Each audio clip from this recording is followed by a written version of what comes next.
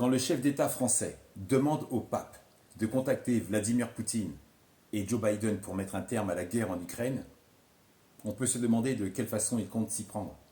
Est-ce que ce sera par le biais de sa traditionnelle bénédiction ou un tweet en latin? On peut noter que la prière ne sera pas suffisante. Volodymyr Zelensky est en PLS. Il reste donc en opposition Joe Biden et Vladimir Poutine. La position de l'Ukraine repose donc sur ces deux chefs d'État. Le destin de l'Ukraine, mais aussi le sort de l'Union européenne. Donc aujourd'hui, toute cette énergie qui était moins chère qu'aujourd'hui, on oublie, c'est mort. Ça fait partie du passé maintenant. De ce fait, le chef d'État français s'est ravisé sur le nucléaire et a d'ailleurs appelé une doctrine française qui est de conserver uniquement les intérêts de la France. L'idée de confirmer, de défendre, pas d'aller exploiter l'arme nucléaire pour assurer les intérêts de l'Ukraine. Ça lui a été reproché. Il s'est fait allumer par toute la presse. Il a dit que ce ne serait pas pris en cause s'il y avait une attaque balistique nucléaire en Ukraine ou dans la région. En gros, Vladimir Poutine a capté qu'il ne risque rien s'il largue des ogives nucléaires en Ukraine.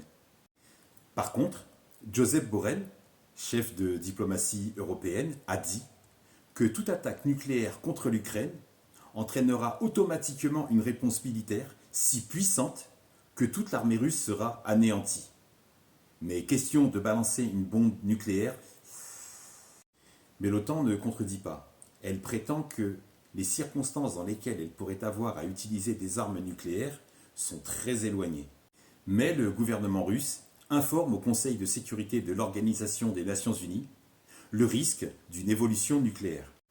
Pas d'une explosion nucléaire type, ni d'un cataclysme sur un genre d'abattoir, d'une arène ou d'un champ de bataille, mais d'une bombe sale qui répandrait des radiations effrayantes, nocives et très dangereuses et qui pourrait buter des dizaines de milliers de personnes.